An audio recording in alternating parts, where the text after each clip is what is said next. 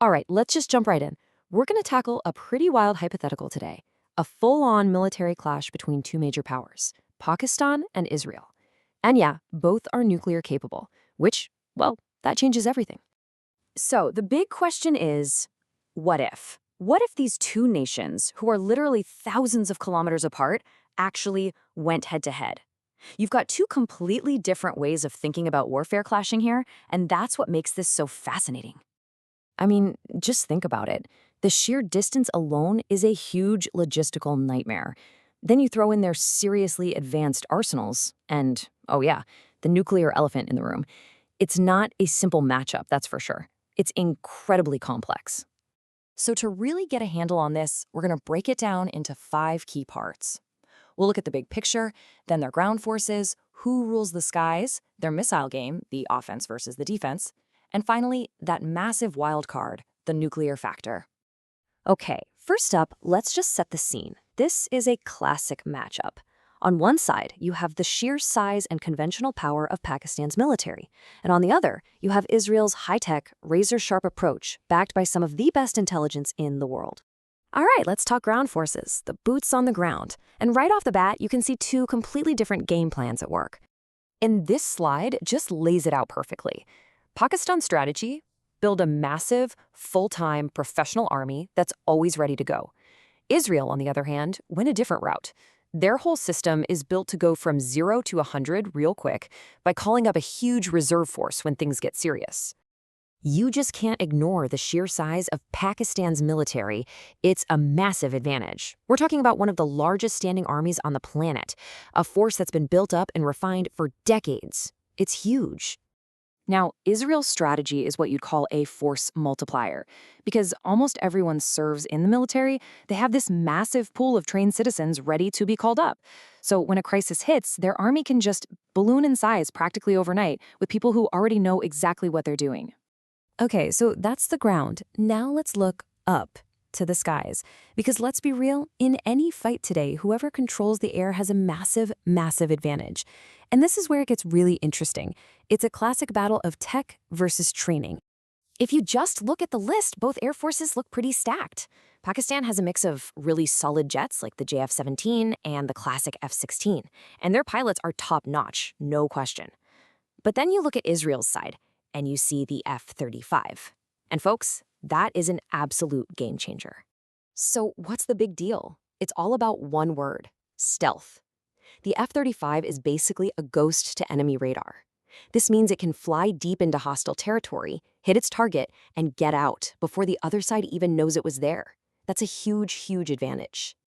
And you gotta understand, it's not just the jet itself. Israel's air power is like a whole ecosystem. They have spy satellites giving them eyes everywhere, electronic warfare systems to blind and deafen their opponents, and it's all connected. It gives their pilots this incredible God's eye view of the entire battlefield. Which leads us perfectly into the next arena, the missile duel. This is the ultimate showdown of sword versus shield. You've got incredible offensive power on one side and an incredibly sophisticated defense on the other. So let's talk about the sword.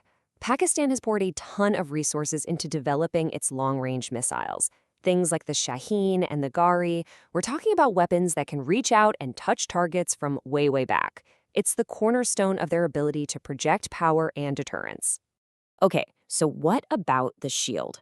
Well, Israel has built probably the most famous missile defense system in the world. And it's not just one thing, it's layered. You've got the Iron Dome, which everyone's heard of, swatting down short-range stuff.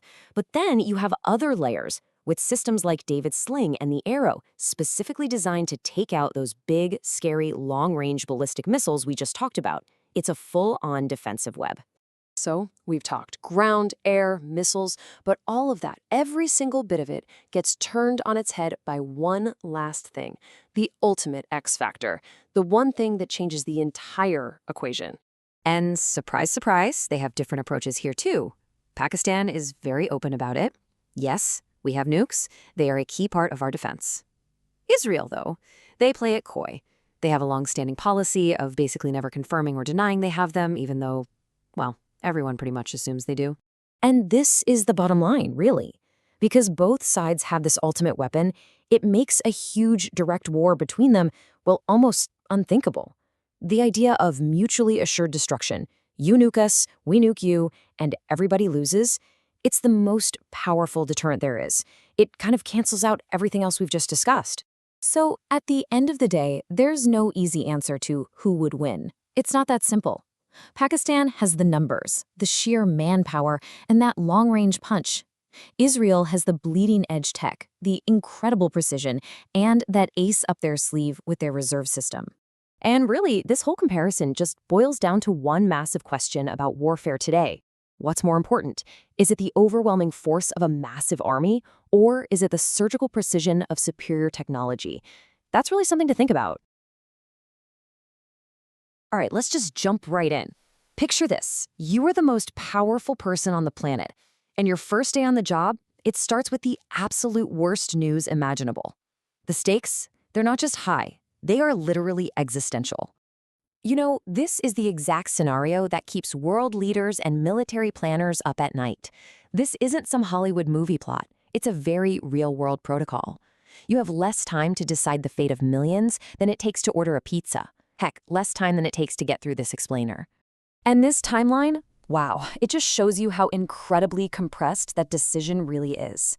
At minute 0, satellites spot the launch. By minute 4, you're already in a briefing. But here's the crucial part. The launch sequence for your own missiles, that takes 5 minutes. So you have to decide by minute 9. If you wait any longer, you lose the ability to retaliate from your silos. By minute 14, it's game over. The psychological pressure crammed into that tiny 5-minute window, it's almost impossible to comprehend. And on top of all that, just look at the uncertainty you're dealing with. That initial report, it's a total blizzard of incomplete information. You know missiles are on their way, you've got a good idea of the targets, but you definitely don't know everything. Did they hold some of their arsenal in reserve? And if they did, why? This is what they call the fog of war, where a decision that could end civilization has to be made with partial data and a clock that's just screaming in your ear. So can't you just shoot them down? Well, not really. Your anti-ballistic missiles, your only real line of defense, have a success rate that's basically a coin flip, and that's under perfect test conditions. But this is anything but perfect. The enemy has launched hundreds of decoys, maybe even detonated warheads way up in the atmosphere just to blind your radar. The cold hard reality is, most of those bombs are getting through. So, how in the world does a nightmare like this even start? It probably wouldn't begin with a direct face-off between superpowers. It's much more likely to spark from a regional flashpoint that just spirals completely out of control. So let's take a look at one of the world's most volatile regions to see exactly how that can happen. The conflict between Israel and Iran is really fueled by two deeply held and totally opposing worldviews. From Israel's perspective, a nuclear-armed Iran isn't just a threat, it's an existential danger, and they point to decades of hostile rhetoric to back that up. But from Iran's point of view, its nuclear program and its regional allies, well, they see those as absolutely essential for their own security and influence. The scary part is, both sides truly believe they're just acting in self-preservation. And this isn't some new crisis that just popped up overnight. It's actually the result of years and years of failed diplomacy. Remember the 2015 nuclear deal? It was literally designed to prevent this exact scenario. But when the US pulled out in 2018, the whole thing fell apart. All the attempts since then to revive it have gone nowhere, and that left this really dangerous vacuum where the drums of war just got louder and louder. And the consequences, they're immediate, and they're global. A regional war where Iran can blockade the Strait of Hormuz, and I mean a huge percentage of the world's oil flows through there, that sends a massive shockwave through the entire world economy. You can see it right here. Oil prices shoot through the roof, gas prices jump, and the markets just tank. This isn't some distant war fought somewhere else. This is a crisis that hits home for families everywhere, making it harder to put food on the table and gas in the car. But a nation's military power isn't just about its economy, right? It's about its arsenal and the doctrine behind it. So let's compare two key nuclear-capable states, Pakistan and Israel. We're going to see how their totally different strategies, basically manpower versus technology, define their power. Okay, so the core difference is in how their armies are structured. Pakistan projects its power through sheer numbers. We're talking about a massive, professional, standing military that can sustain really long campaigns. Israel, on the other hand, is kind of like a coiled spring. It has a smaller active force, but because of its mandatory service, it can call up this huge, well-trained reserve force almost overnight. It's built for quick, decisive wars. And this chart really puts that into perspective.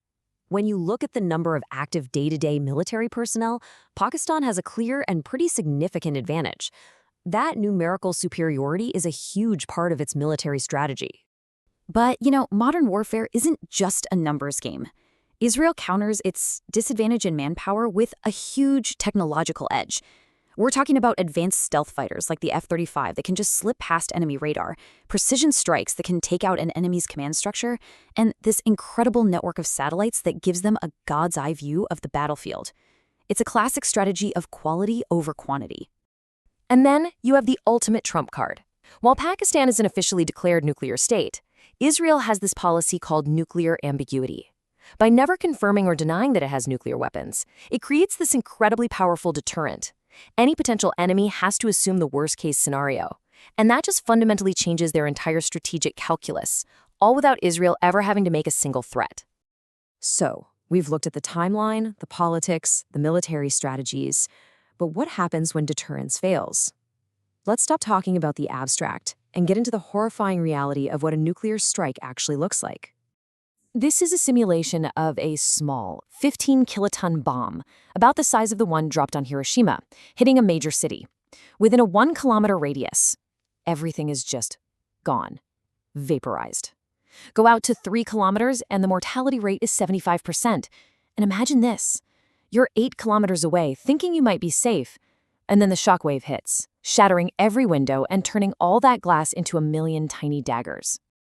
Now, when you scale that up to a full strategic exchange with hundreds of warheads, the numbers become almost impossible to wrap your head around. The initial blasts would kill millions instantly. But when you factor in radiation sickness and the total collapse of society, the death toll by the end of just the first month is projected to be in the tens of millions. And believe it or not, it doesn't even stop there. All the soot and dust kicked up into the atmosphere from all those burning cities could actually block out the sun, triggering what's called a nuclear winter. This would cause a global famine, a slow, agonizing death for billions of people who are nowhere near the initial conflict. And that's the key. This could happen even if your country wasn't involved in the war at all. Okay, the threat is terrifyingly real. There's no doubt about it. But it's also really important to remember that for over 75 years, humanity has somehow managed to pull back from the brink. So let's take a look at how we've survived this long. And these are just a few of the times the world basically held its breath. In 1983, a Soviet officer had to trust his gut instinct over his own computers, which were screaming at him that the US had launched an attack. Turns out, it was just sunlight reflecting off some clouds. Then in 1995, a simple scientific rocket almost triggered a full Russian retaliatory strike. We've been saved by cool heads, and honestly, by a good bit of sheer luck. And this story just perfectly illustrates that human element. Deep under the ocean, completely out of contact with Moscow, 2 officers on a Soviet sub were convinced war had started and they wanted to launch a nuclear torpedo. But a 3rd officer, Vasily Arkhipov, said no. His single decision right then and there likely prevented World War III. It just goes to show you that despite all the technology, human choice is still the most important factor. And you know what? There has been real progress.